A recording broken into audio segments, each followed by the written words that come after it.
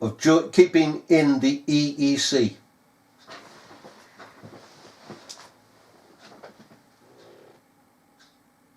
Do you know something?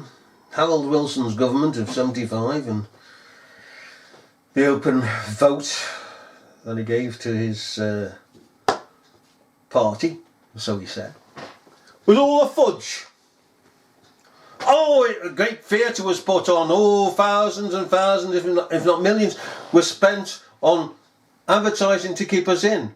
And then people believed that afterwards, when we stayed in, that it was because of the advertisement. No, it wasn't. That was all a distraction.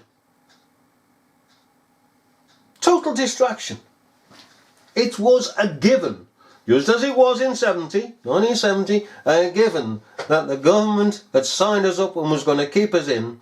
And so much so that when the EEC went through its transition to become eventually the EU, the government didn't turn around and say, hang on a minute, we signed up as the British government to the EEC, the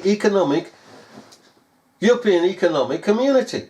Now you've broken that, you've gone away from that, therefore there's a breach of contract, so we're going to sue you.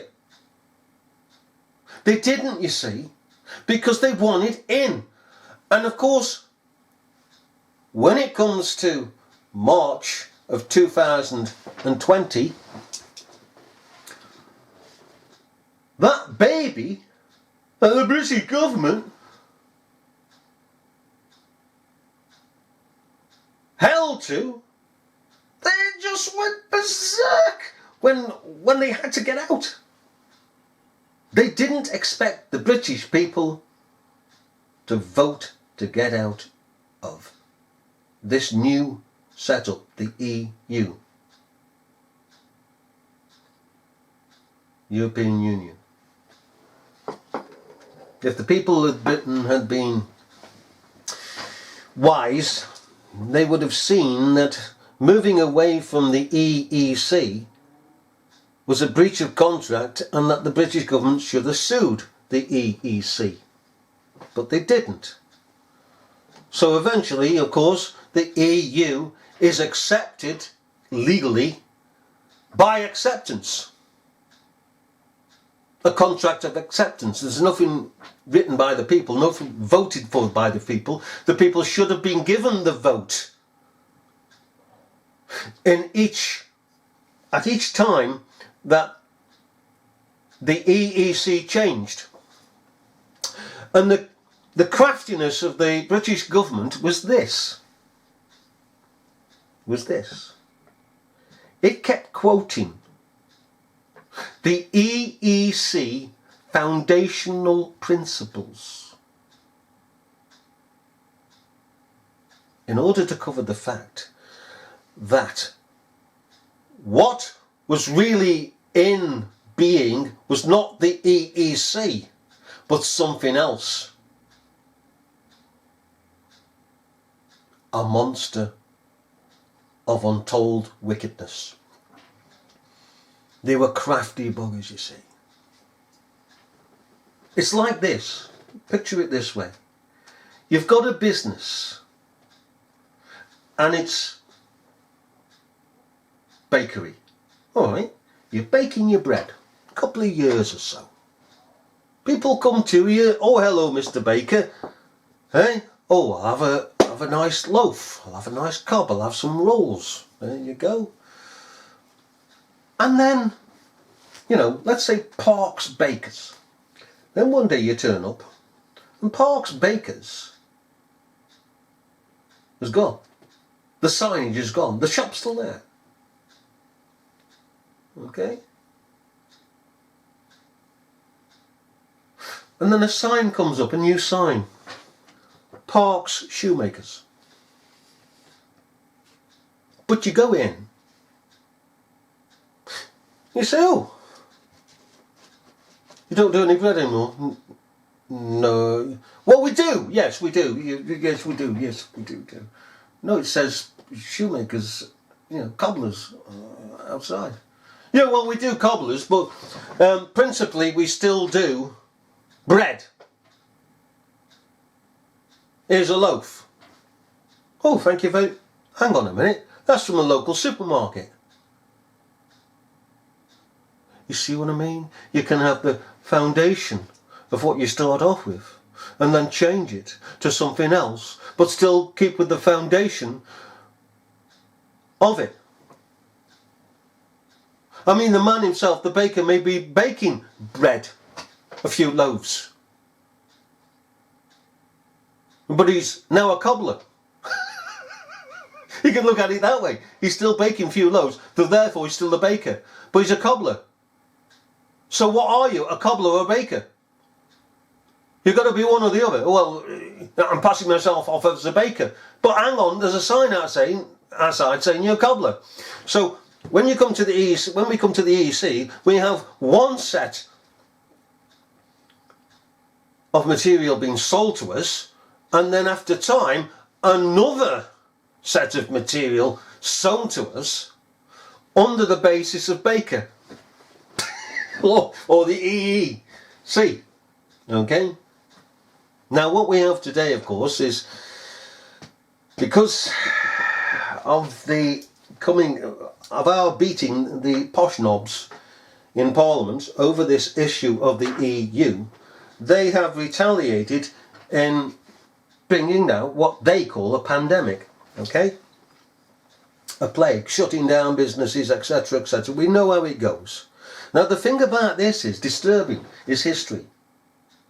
When people read the history books, they'll say that in March the year 2020, there's a pandemic, and they use that word. They won't use the word plague, okay? There's a reason why government uses the word pandemic. And it is this. If they say plague, automatically they're giving way to the old world. Pandemic means new world. You see, with a new world order, you need new words. If you are getting away from an old order, an old world order, you need to get away from the words of the old world order and to use different words. And this is what is happening. Pandemic. Nobody out here wants to hear plague. No, the government has said it's pandemic, therefore it's pandemic. But they created this so-called pandemic days after we defeated them over the EU. It was the same with the poll tax. When we defeated them over the poll tax, what happened? They took the initiative to go into countries, and they did this behind the people's back, and to get people incentivized, families, Asian families. We dealt with it for the paperwork, so I know this went on. Incentivized Asian families to come in and to be rehoused, have free money, have free housing, have free food, have free electric, free gas, so on and so forth. Have a whole new, better life. The choice was theirs, you see. Live in this hellhole of a country that you're in, or come to the shiny Britain where we will give you all the money. And then eventually, when people began to see more and more people entering this country, they asked what was going on, and the British government in the 90s then said, early 90s, shortly after the poll tax was smashed, they then said, and Hewitt said it, that they'd taken down the borders. And Hewitt actually dared to say, and I'll never forget this, that being British, we should accept these immigrants who are fleeing from war-torn countries. Yeah, from Pakistan.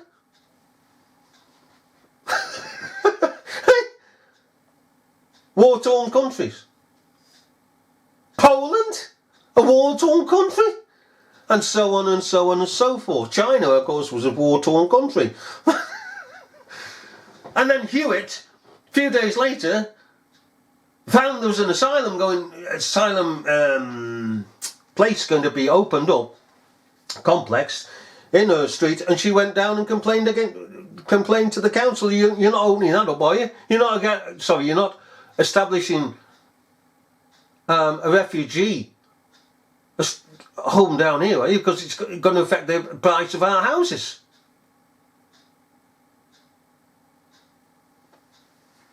What a hypocrite. But they've done it in retaliation because we beat them over the poll tax, that iniquitous poll tax. And so they did it again here. And the whole thing is a story that, amazingly, we come back to what we said at the beginning and throughout. History will declare this to be true when it's complete and utter hoax, fabrication. So, the serious part about this is, what does that mean for history as a whole? All those parts of history that are fake. I mean, massive fake. We have fake news as it is, and we've always had fake news. But are there instances in history whereby national fakes have occurred and other countries, as now, have taken a hold of those fakes and believed them and pushed them not as fakes but as the real thing? You see, one of the things that people would have difficulty with, if the British government established this fake days after, okay,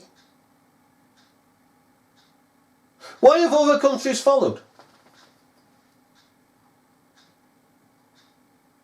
Well, don't ask me. Don't ask me. I can tell you, but don't ask me. Who should you be asking? You should be asking yourself and referring yourself to the present history of the times, and you'll come up with an answer. And the answer is very, very, very plain, very much before us.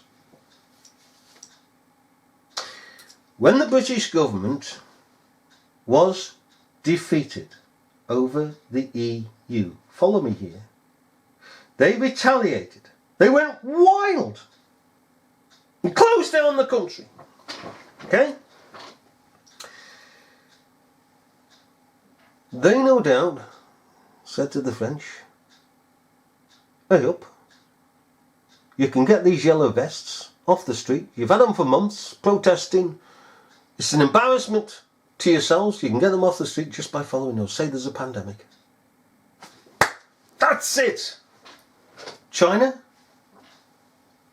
Hong Kong? If you want to get these protesters off the streets, say you've got a pandemic. That's it. And so forth, Greece and the rest.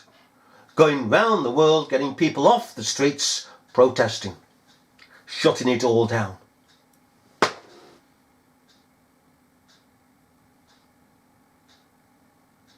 Now do you see? Punishing the people for protesting against their government, clearing the people off the streets, causing as much mayhem and confusion as possible, because once the British government or another government pulls the plug on this, when they said, oh, we've had enough, the destruction will continue on. And people will have to try and get back to normal.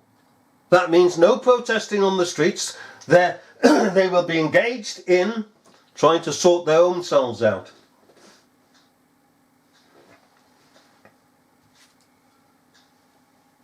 No wonder the world follows. And of course in America, Donald Trump, I believe he knows it's a con, but because of the persuasion of the other side of the government, persuading persuading the people that it is in their country, he daren't say anything. It would be political suicide. So he says as little as possible. And when he has to say it, it's just backing it up, because how can he do anything else? Again, it's political suicide. But it is history that is going to be told as factual history. People are going to refer back to it. Oh, look what happened to this pandemic. Okay? Within a new, well, New World Order. A New World Order, of course, has been across the centuries. People have, with wicked minds and wicked intentions and wickedness, all of themselves, have sought to get a new order going. A world order. Chedalomas of this world. Alright? And what happens each time, even when Joseph, pardon me, went against the order, well, he didn't, well, Joseph in his time saw a new world order within the world order, okay? That was smashing, that was falling to pieces. He witnessed that even in his day. And there was wars and rumours of wars because of it, because one party said, I'm not going to follow this anymore, I'm going to pull away, and so it was the same in Abraham's day. And war proceeds. And what has happened when we pulled out of the EU? War began by the British government. And then all others joined in. Okay? Now, to close.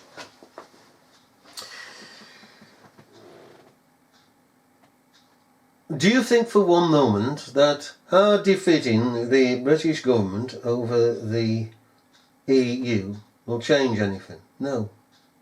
Will you have the gunboats going out? The Icelandic fish wars.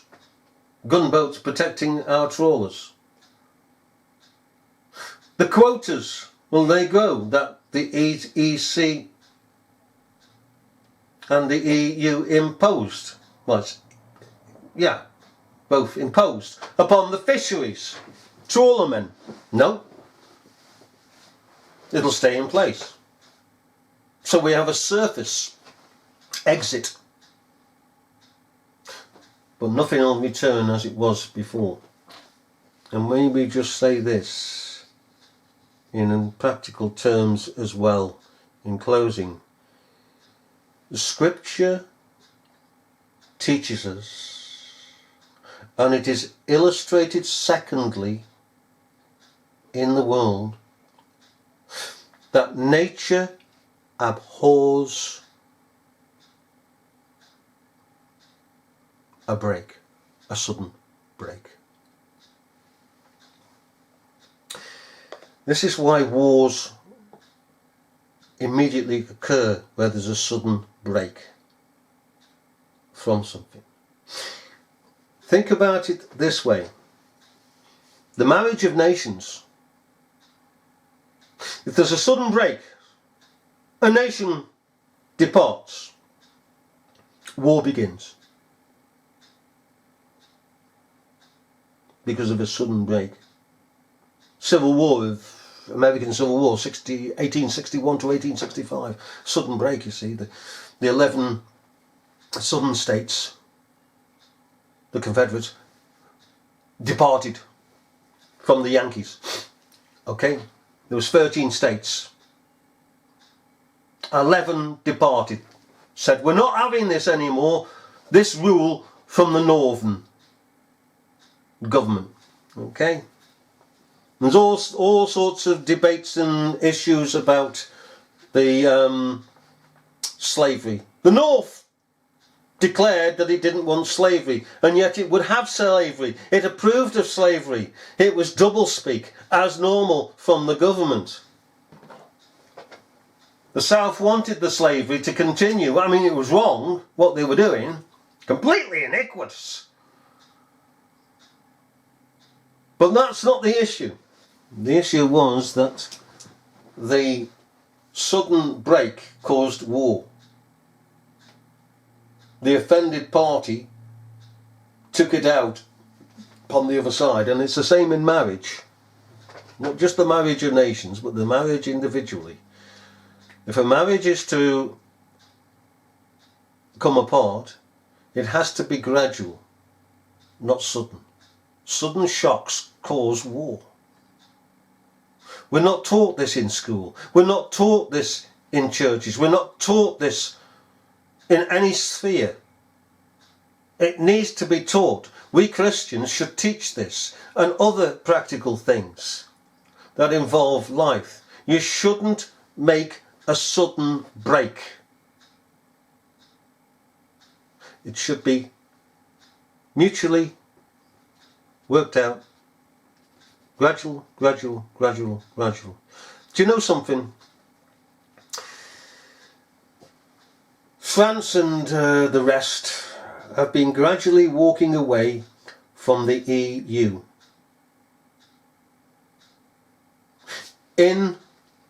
It's saying, no, we're not going to have that rule. Fine us if you want. Go on, fine us in our own courts. They get fined in their own courts. The government says, oh well, fine. And they walk on.